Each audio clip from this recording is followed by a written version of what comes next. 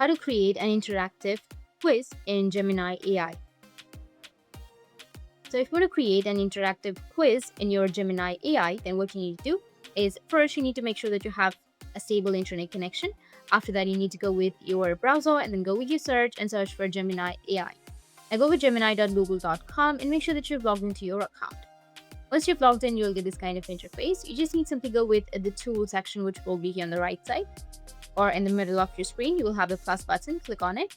And from here, you'll find an option of Canvas, which might be under more tools.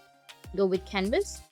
Once you've selected Canvas, here you need to type a clear instruction, such as generate a quiz on different parts of the world. Writing a specific prompt ensures the quiz generated is accurate and relevant. After entering the prompt, click the submit button to begin the process. Gemini will instantly generate a set of quiz questions based on your input. Review the questions carefully for accuracy and make any necessary edits.